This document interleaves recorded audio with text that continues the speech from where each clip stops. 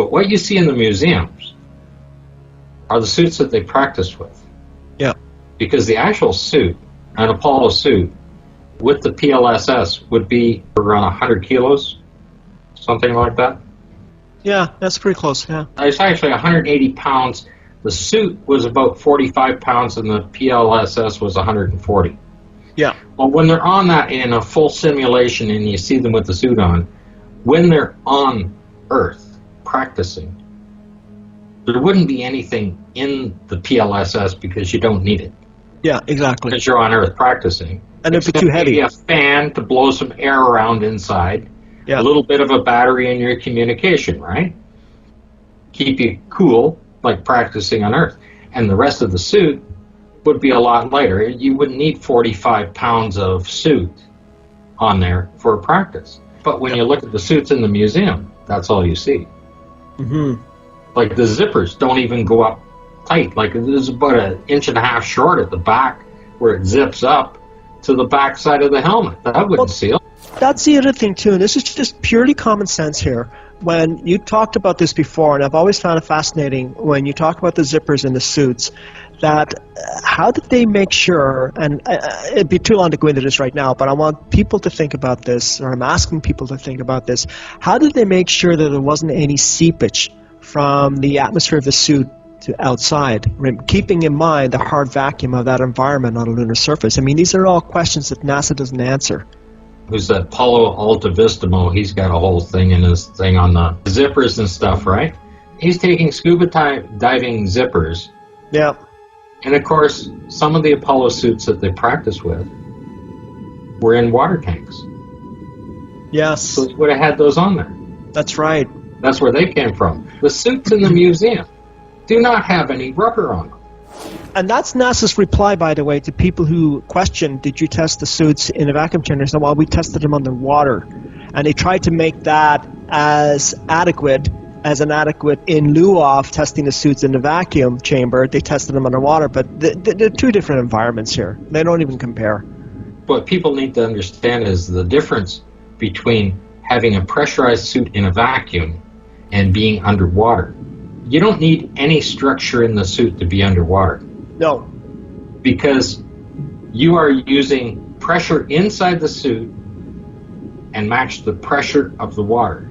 And when they're equal, there's no pressure on the suit itself. When you're in space, you have pressure inside and the vacuum on the outside, or complete lack of, right? And then you have now combined force. See, that's a very good point. And also to keep in mind for people that when the astronauts are testing those suits underwater, it's equivalent to, let's say, an Olympic-sized pool. We're not talking a lot of pressure per square inch on the suit as opposed to if you were testing them deep in the ocean to come to some kind of, and again, there's no real comparison between what the atmospheric pressure is in the ocean compared to what you would have. You would have the opposite in the vacuum of space. But there's really no good comparison that NASA has been able to come up with other than to admit that they did not test these Apollo suits in their vacuum chambers. Well, even today, no one has been inside the Glenn Research Center when that thing's been turned on. If vacuum is such little force, they should just have an airlock. People get in their suits, they go through the airlock, go inside, do all their practice, get 30, 40, 50 people in there working all the time because it's 150 feet across this chamber. Yeah. Right? So you can put a lot of people in there and put equipment in and everything else and run it all through an airlock. Yeah. Right? People can go in and out and they'd be testing the suits. They'd be able to practice on the stuff. They could test all kinds of equipments, experiments, everything else in there. Nobody does that because they can't put an airlock on that. And that's only at 130 miles up, that force. Now you have to think how strong the vacuum is when you go out farther, because you have to match the strength of the structure of that building. The Glenn Research Center is only holding back 1 atmosphere on the outside. Yeah. That's all it is. Now, when you're looking at the structure, something should be clarified, right? To be as strong as that is based on the surface area that you're dealing with. The average thickness of the walls in the Glenn Research Center is about 10 feet. The diameter is 150 feet. You have a ratio of 15 to 1. Didn't they put the command service module in there to test it, if I'm not mistaken? Well, you have no idea how far they pulled it down or whether they even had the thing pressurized inside. If you leave the door open, you can put it in a vacuum chamber and nothing happens, right? Yeah, exactly. That's why I didn't talk a lot about that in my books, is that I haven't actually looked into that aspect of it because there was so much other things that I had covered that would have told me it would have failed anyway. But how much testing did they do, just as a side note here, how much testing do you know, that if any, that they do on a command service module in the vacuum chamber? I don't know what they were testing when they put it in. I haven't seen a whole lot of documentation on it, and there's certainly no detail. Yeah, exactly. Because they could put it in, leave the door open, and say, well, we're pressurizing the fuel tanks. For sure. That's why I left that out, because I didn't see a lot of detail in it myself. And you're right, and they can say anything. Given what else we have discovered along the way, I mean, they could just, you're right, they could say anything in terms of that. Back to the vacuum and the dimensions and the surface area involved. Yep. Right? If you take the Glenn Research Center, it's 15 to 1. Mm-hmm. 150 feet across, 10 feet of wall. Yep. So if you bring that down and you say, okay, the ISS is 15 feet across, so it should need a 1 foot or the strength of 1 foot, like whether the skin and the ribbing and everything else equals that, right? Right. You take a look at Mythbusters, right? They pick a vehicle up using a vacuum cleaner, shop vac. Mythbusters, they've been discredited a few times now. But what they did by mistake, what they actually showed you, is they just had little quarter-inch plastic lines. Right. Those quarter-inch plastic lines are picking a vehicle up without collapsing. Interesting. Because the surface area is so small compared to it, and the wall thickness of the plastic to the dimension of the hose that they're using. But they're not using one of them, they're using 500 of them or whatever they took to pick the thing up with, right? So it's a combination of that. The vacuum cleaner, the tank did not collapse, yet it picked it up. It's based on the total surface area that they put on the vehicle that allowed it to pick it up. And you see, this is the point for people watching, this is the point that Scott is making, is that there are so many fine details that even some you can do yourself in terms of experiments, which Scott, Robert, and Marcus have done. And including another researcher, Jared White has done that too. He's done some work, has tried to, and successfully, I think, has discredited Mythbusters in their attempt to discredit what they call conspiracy theorists when it comes to the Apollo missions, but actually backfired on them. So this is the point. There are a volume of details when it comes to this subject that it would take you years, but all you have to do, don't overwhelm yourself, all you have to do is just look at a few of the details. As Scott mentioned, the photographic record, the film record.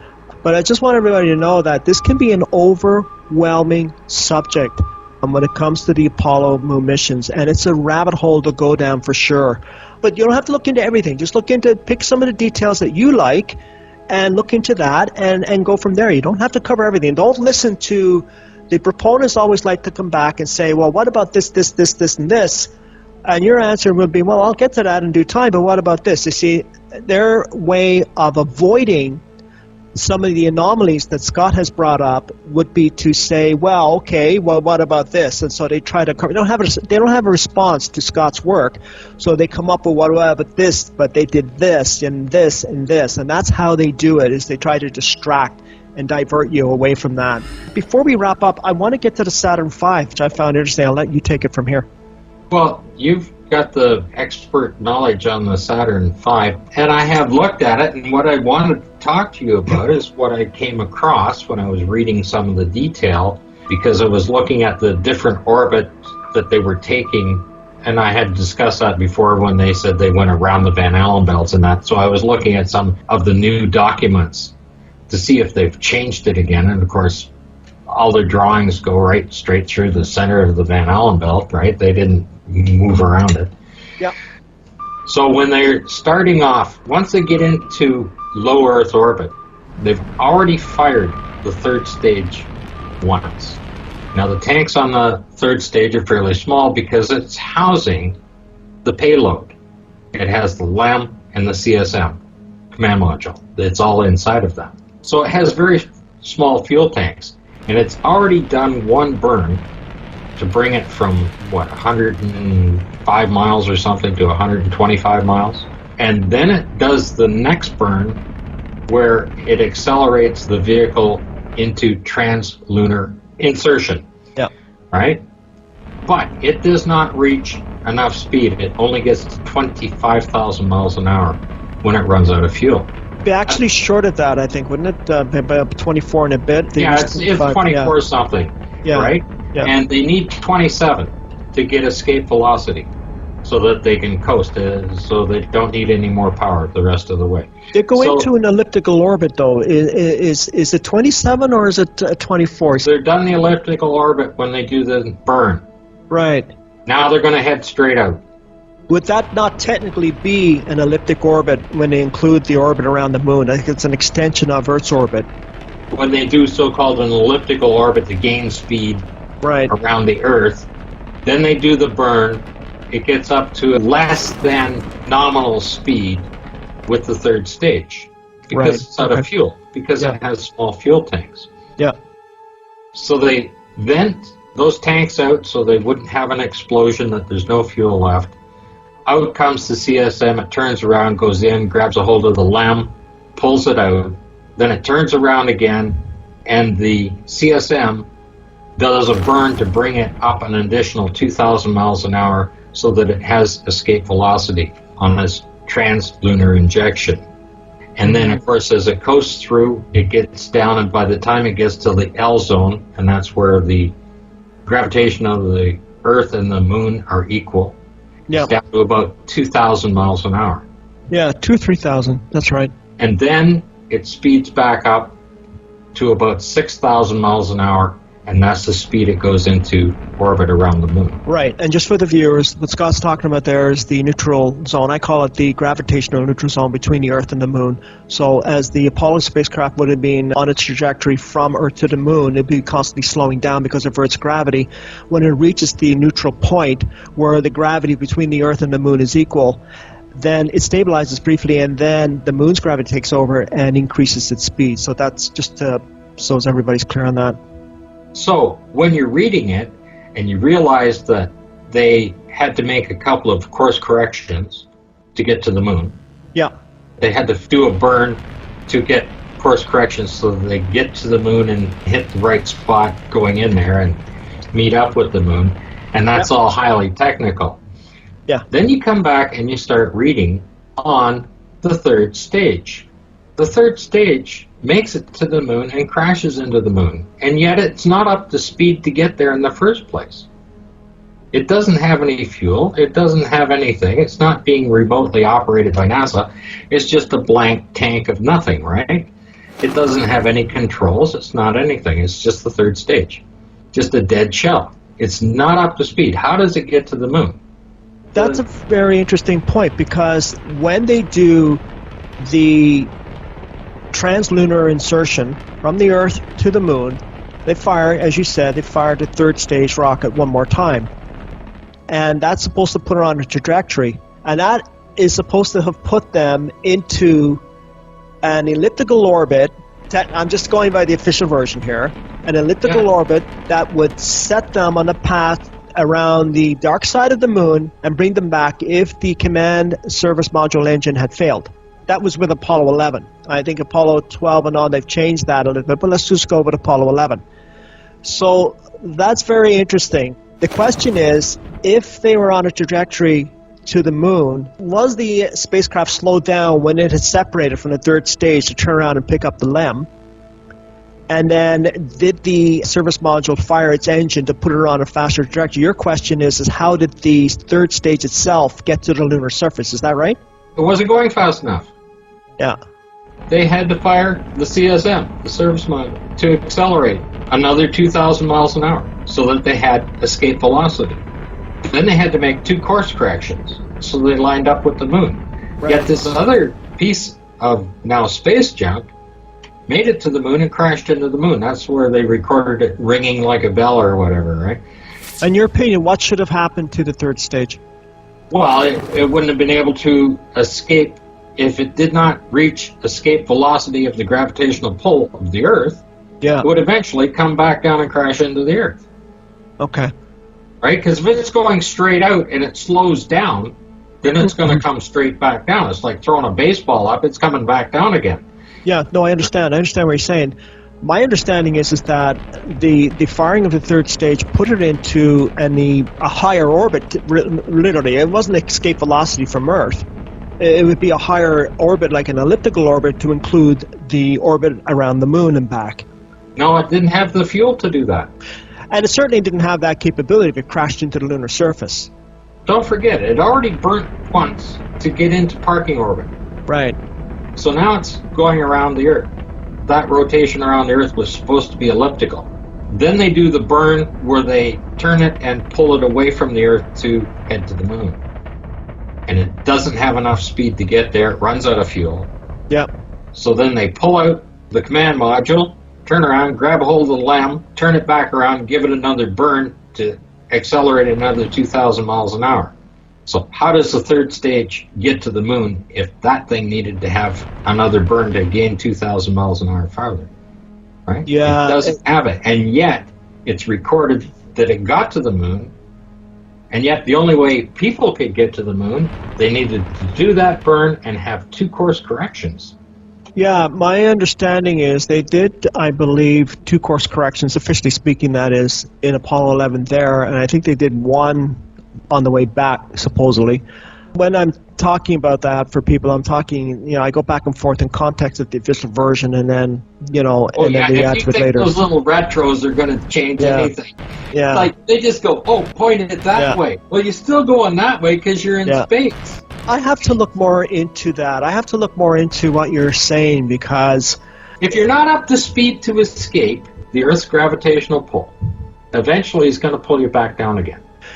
True, but the command service module didn't quite reach 25,000 miles an hour. It was below that, and that's why it was slowing down until it hit the gravitational neutral point, and then it sped up. The documents I read said that the command module, when it did its burn, it went up to 27,000 miles an hour to get to the moon. And the third stage is left behind because it didn't have the speed to get up to that. And that's what I'm talking about. How does the third stage get there if they needed to do that burn to get that acceleration? So you're saying it basically left the third stage behind. How did it catch up? Yeah, how does the third stage catch up to that and get to the moon? Yeah. Right? It doesn't make any sense. Okay, and then they had to make a couple of course corrections to make sure that they got there. Right.